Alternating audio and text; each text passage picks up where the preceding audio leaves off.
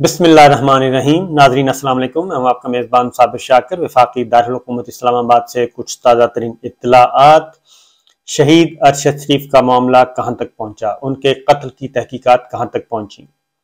हो सकता है पाकिस्तान में इंसाफ मिलते मिलते कई दिहाइयां बीत जाएं और हो सकता है कभी भी इंसाफ ना मिल सके, लेकिन जो शहीद अरशद शरीफ का खून है वो पीछा करता रहेगा।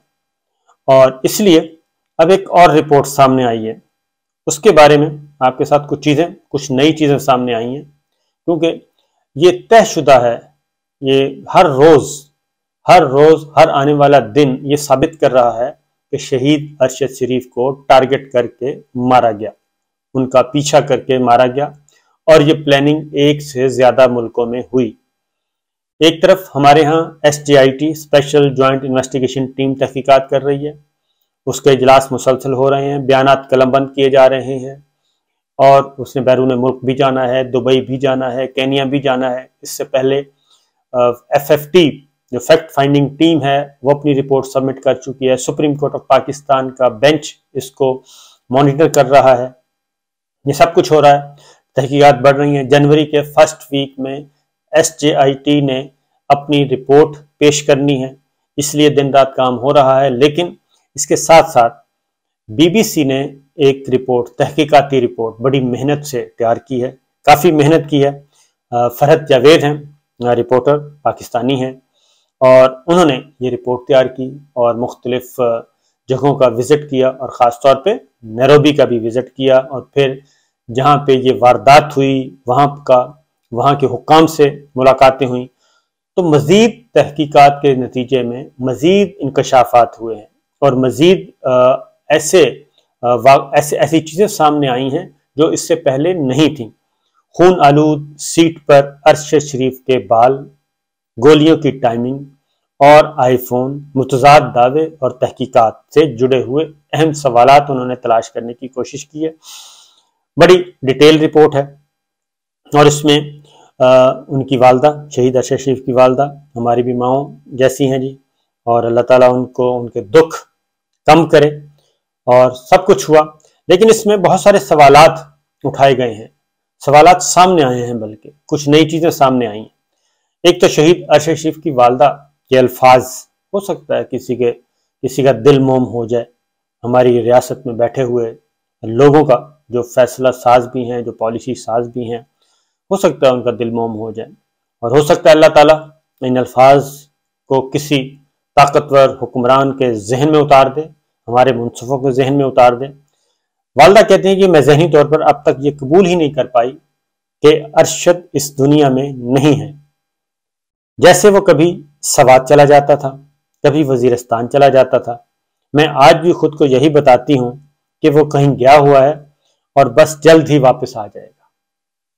अरशद शरीफ की वालदा रिफत आरा अलवी आबदीदा हो गई और उनकी उम्र 70 बरस है और वो कई घंटे की मुलाकात में सिर्फ एक बार उनकी आंखों में आंसू देखे, जब गालिबन उन्हें यह ख्याल आया कि उनका बेटा अब वापस नहीं आएगा।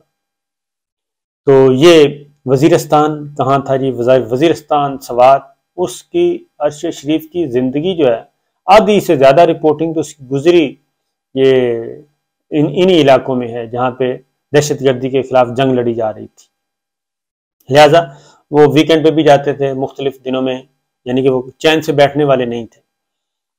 उसके बाद इस रिपोर्ट में बहुत सारी चीज़ें और भी बताई गई हैं और ये बताया गया, ये फर्स्ट टाइम आया है कि उनके जो टाइमिंग्स बताए जाते थे कि जी फलां टाइम में फायरिंग हुई और फलां टाइम में उनकी डेथ हुई, वो सारी की सारी इस रिपोर्ट के मुताबिक वो बिल्कुल फेक है।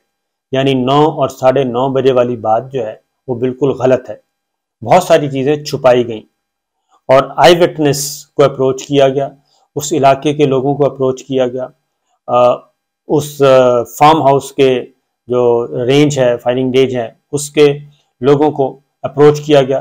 तो उसके अकॉर्डिंगली जो यहाँ पे पता चलता है वो 10 बजे तक तो वहीं थे, 10 बजे तक वहीं थे। यानी ये कहानी जो है, क्राइम सीन, ये बाद में तरतीब दिया गया, ये क्राइम सीन बाद में तरतीब दिया गया اور یہ واردات اس رپورٹ کے مطابق کہیں اور ہوئی، یعنی 10 بجے تک وہ وہیں پہ تھے، ڈنر ونر کر رہے تھے جہاں پہ، اور وہاں پہ 6 امریکی بھی تھے اور اس ڈنر میں شریک۔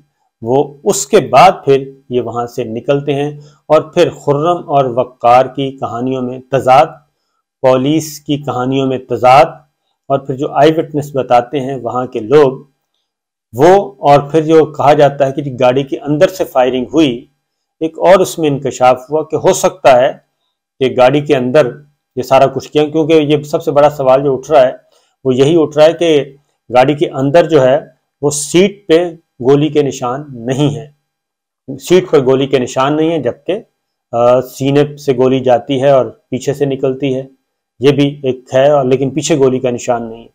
تو یہ سارے سوال جو ہیں وہ یہاں پہ اٹھائے گئے، اور خاص طور پہ ان کی اہلیہ بھی جو ہیں وہ آئی ہیں اور انہوں نے بھی اپنی گفتگو کی ہے، اور انہوں نے بھی جو بات کی ہے، انہوں نے کہا کہ دھمکیاں مل رہی تھیں اور دھمکیوں کا سلسلہ اس قدر بڑھ گیا تھا کہ انہیں کچھ عرصے تک فون بند رکھنے پڑے تھے۔ یہ ہمارے بھی علم میں ہے کہ ان کو فون بند کرنے پڑتے تھے کہ ان کی لوکیشن نہ آ جائے کہ وہ ہیں کہاں، یہ پاکستان کی بات کر رہا ہوں۔ اور پھر جب سچویشن تھوڑی سی ہوتی تھی تو تب جا کے وہ پھر دوبارہ سے فون آن ہوتے تھے۔ انہوں نے اپنی سم وم بھی چینج کر لی تھی، اور کافی عرصے سے دھمکیاں مل رہی تھیں اور ہم محتاط بھی تھے، مگر یہ اندازہ نہیں تھا کہ کوئی اس حد تک جا سکتا ہے۔ لوگ انہیں یہ مشورہ بھی دیتے تھے کہ فی الحال پروگرام چھوڑ دو کیونکہ دھمکیاں مل رہی ہیں۔ یہ بھی دھمکی دی گئی کہ تمہارا پروگرام بند کروا دیں گے، اور پھر ایک وقت آیا کہ فون بند کرنے پڑے۔ انہیں پتہ چلا ہوگا کہ ان کی کال ٹیپ ہو رہی ہیں اور انہیں ٹریک کیا جا رہا ہوگا، سو کچھ عرصے تک کے لیے موبائل فونز آف کر دیے کہ یہ سلسلہ شاید تھم جائے، مگر ایسا نہیں ہوا۔ ان کی والدہ کے مطابق ارشد شریف نے ہر کسی کو خط لکھا، ان کی جان کو خطرہ ہے، مگر کسی نے اس کی نہ سنی، کسی نے اس کو خط نہیں دیا، کسی نے اس کو تحفظ نہیں دیا۔ میں یہ نہیں جانتی کہ ان کی نیت کیا تھی، لیکن اس پر کوئی اس واقعے کو کیش کروا رہا ہے۔ میرا سوال یہ ہے کہ وہ کون تھے جن کے کہنے پر ارشد کے خلاف درجن بھر FIR درج ہوئیں؟ یہ لوگ وہی ہیں جو ارشد کو ختم کرنا چاہتے تھے، یہ ان کی والدہ کہہ رہی ہیں، اور ان کی والدہ کا اشارہ ان کے FIR کی جانب ہے جو صحافی ارشد شریف کے خلاف ان کے پاکستان چھوڑنے سے قبل مختلف شہروں میں کاٹی گئیں اور ان کا پروگرام بند کر دیا گیا، یہاں تک کہ ان کے نجی چینل ARY نے ان کی نوکری ختم کر دی۔ یہ سچویشن اس وقت چل رہی ہے۔ اس سے پہلے ارشد شریف کو اسٹیبلشمنٹ کے کافی قریب سمجھا جاتا تھا۔ پاکستان تحریک انصاف کے چیئرمین عمران خان کے خیال کے خلاف رواں برس تحریک عدم اعتماد کامیاب ہونے کے بعد ارشد شریف نے شدید الفاظ میں اسٹیبلشمنٹ اور سیاست میں ان کے مبینہ کردار پر تنقید شروع کی۔ جب فوجی قیادت اور عمران خان کے درمیان بیانیے کی جنگ شروع ہوئی تو ارشد شریف عمران خان کے ساتھ کھڑے ہوئے۔ جیسا کہ ان کا پروگرام بند ہوا اور ARY نے ان سے الگ ہونے کا اعلان کیا تو ارشد شریف نے YouTube پر ولاگ کا سلسلہ شروع کیا، اور اپنے ولاگز میں وہ موجودہ حکومت اور سابق army chief general retired Qamar Javed Bajwa کے خلاف کھل کر بات کرتے۔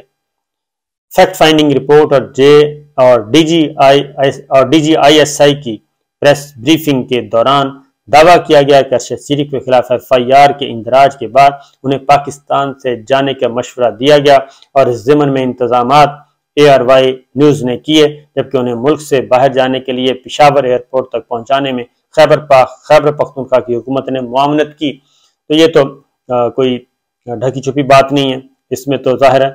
اور اس کے بعد آگے جا کے جو انفیکٹ جو وہاں کے تحقیقاتی آفیسر کہتے ہیں وہ بڑی دلچسپ بات ہے۔ وہ انہوں نے کہا کہ ارشد شریف کے قتل کی تحقیقات جو ہیں وہ کافی مؤثر طریقے سے آگے بڑھ رہی ہیں۔ ایک تو انہوں نے کہا کہ ہم مکمل طور پہ جو FFT آئی تھی فیڈرل فیکٹ فائنڈنگ ٹیم، ان کے ساتھ ہم مکمل طور پہ تعاون کیا اور ہر طرح سے تعاون کیا، ہر طرح کے ایکسیس دی، اور یہ دعویٰ بالکل غلط ہے کہ کینیا کی گورنمنٹ نے ان کو تعاون نہیں کیا۔ انہوں نے کہا کہ ایسا کوئی چیز پاکستان کی طرف سے ایڈورس لیٹر یا کوئی احتجاج یا کوئی شکوہ، کوئی شکایت، ایسی کوئی چیز ریکارڈ پر نہیں ہے کینیا کے کہ جی پاکستان نے کوئی کہا ہو کہ جی ہمارے ساتھ تعاون نہیں کیا۔ انہوں نے کہا کہ یہ ایف ایف ٹی نے کیوں کہا، یہ ہمارے لیے بھی خبر ہے کہ ایسا نہیں ہے۔ پھر اس کے بعد ایک اور بات بھی انہوں نے کہی کہ یہ جو اب تک کی تحقیقات ہیں وہ یہی ہیں کہ ان کے قتل کی جو پلاننگ ہے وہ کینیا سے باہر ہوئی اور ایگزیکیوٹ جو ہے وہ کینیا میں ہوا۔ یہ بھی اس میں بتایا انہوں نے کہ جو پلاننگ ہے وہ باہر ہوئی اور ایگزیکیوٹ جو ہے وہ ادھر ہوا ہے۔ اب یہ کون ہے، اس کے پیچھے کون تھا کون نہیں، وہ کہتے ہیں ہم تحقیقات کر رہے ہیں، اور جیسے ہی تحقیقات مکمل ہوں گی تو ہم اپنی رپورٹ تیار کر چکے ہیں، اور اس رپورٹ کو اب ہم باریک بینی سے اس کا جائزہ لے رہے ہیں۔ ظاہر ہے وہ ایک رپورٹ انٹرنیشنل لیول پہ پبلک ہوگی، اور اس میں وہ دیکھ رہے ہیں کہ کوئی چیز ایسی رہ نہ جائے کہ جس کو کوئی اس میں تشنگی نہ رہ جائے، تو لہٰذا یہ سب کچھ ہو رہا ہے۔ اور پھر ایک اور بات بھی انہوں نے کہا کہ ہم نے تو ہر چیز فیکٹ فائنڈنگ ٹیم کے سامنے رکھی تھی اور ان کو مکمل طور پہ ایکسیس دی تھی، لیکن جو پولیس کے سٹیٹمنٹس بالکل دوسری کہانی ہے۔ اچھا، اب اس میں ایک اور چیز بھی ہے، اس رپورٹ کو پڑھنے کے بعد جو اندازہ ہوتا ہے وہ یہ ہے کہ جو جی ایس یو اہلکاروں کی پوزیشنز، ہر کسی کو وہ نئی کہانی سناتے ہیں، پولیس والے بھی، کیونکہ ظاہر ہے 6 مہینے 2 ہفتے بعد، 4 ہفتے بعد، 6 ہفتے بعد مختلف اوقات میں جو ٹیم گئیں، ہر کو ایک الگ کہانی سنائی انہوں نے، پولیس نے بھی اور جی ایس یو نے بھی، اور مختلف کہانیاں سنائی۔ اس کی ریزن ہے کہ سٹیٹمنٹس آپس میں ملتے نہیں ہیں۔ پہلی بات کہاں گئی تھی، پہلے کوئی کہتا ہے کہ میں اس پوزیشن پہ تھا، اگلی پارٹی کو، اگلی تحقیقاتی ٹیم کو کہتا ہے میں اس پوزیشن پہ تھا، یعنی وہ آپس میں ہی ان کے سٹیٹمنٹس جو ہیں ہر کسی کو مختلف، سی این این کو کوئی اور کہانی سنائی، بی بی سی کو کوئی اور سنائی، الجزیرہ کو کچھ اور کہانی سنائی، وائس آف امریکہ کو کچھ اور کہانی سنائی، اور جیو کو کچھ اور کہانی سنائی۔ اس طرح سے یہ کہانیاں جو ہیں وہ جوڑی گئی ہیں۔ اس کا مطلب بالکل واضح ہے کہ اگر کوئی چیز چھپائی نہ جانی ہو اور سچ سچ بیان کیا جانا ہو، اور جو کچھ واقعہ ہوا وہ ایز اٹ از بیان کیا جانا ہو، پھر تو بیانات میں تضادات نہیں ہوتے۔ لیکن جب چیزیں چھپانی پڑتی ہیں، جب چھپایا جاتا ہے، تو پھر ایسا ہی کچھ ہوتا ہے۔ دوبارہ یہ ایک بہت ہی مفصل رپورٹ ہے، اور فائرنگ کے وقت جو ہے، فائرنگ کے جو ٹائمنگ ہے، اس میں بہت زیادہ تضاد سامنے آیا ہے۔ کوئی 9 بجے بولتا ہے، کوئی 9:30 بولتا ہے، کوئی 9:45 بولتا ہے، اور پھر اتنے بجے فائرنگ ہوئی اور اتنے بجے ہم لے کے گئے، 9:30 پہ فائرنگ ہوئی، 9:36 پہ ہم پہنچ گئے، جبکہ اس کا فاصلہ بہت زیادہ تھا۔ پھر ایک اور چیز اس میں سامنے آئی ہے، جو ان کے خرم وقار کا ملازم ہے، اس نے جو بتایا، اس نے کہا کہ یہ جب ڈیڈ باڈی سمیت گاڑی آئی، جب یہ واقعہ، تو جو خرم تھا وہ اندر چلا گیا اور گاڑی وہیں کھڑی رہی، اور کہتا ہے میں نے دیکھا کہ گاڑی میں اور کون ہے، تو باہر آیا گاڑی کے پاس، تو میں نے دیکھا کہ ایک لاش پڑی ہے، زخمی، وہ اس کو کہتا ہے میں نے چیک کیا تو خون جمع ہوا تھا اور وہ ڈیڈ تھا، یعنی کہ شہید ارشد شریف۔ یعنی اس میں کوئی ان کو سنبھالنے کے لیے بھی یہ نہیں، کوئی پولیس کو رپورٹ، کوئی ہسپتال جانا نہیں، وہ اسی طریقے سے ایک جگہ سے دوسری جگہ پہ لے کے پہنچ گئے، اور وہ اندر ہی، تو اس لیے وہ کافی عرصے تک کہتا ہے وہ باہر ہی نہیں نکلا۔ یہ اس میں عجیب و غریب قسم کی، بلکہ حقائق ہیں، عجیب و غریب تو نہیں ہے بلکہ بہت ہی چشم کشا قسم کے انکشافات ہیں۔ تو اس سے آپ اندازہ کر سکتے ہیں کہ کیا ہے، یہ بہت ڈیٹیلز ہے، آپ ضرور پڑھیں، بہت محنت کی گئی ہے۔ تو میں نے کہا آپ سے شیئر کر لوں، اور ادھر ایس ٹی آئی ٹی ہماری کر رہی ہے تیاری، دیکھتے ہیں کہ شہید ارشد شریف کے جو خون کے ذمہ داران ہیں وہ منظر عام پہ آتے ہیں، ان کو کٹہرے میں لایا جاتا ہے، وہ کسی نتیجے پہ پہنچا بھی جاتا ہے یا نہیں، یہ ایک بہت بڑا سوال ہے، کیونکہ اس رپورٹ میں بھی کہا گیا ہے کہ شاید اس طرح کے جو قتل ہیں، اس طرح کی وارداتیں ہیں، شاید ہی کبھی کوئی اصل کردار تک کوئی پہنچا جا سکے۔ اجازت دیجیے، اللہ حافظ۔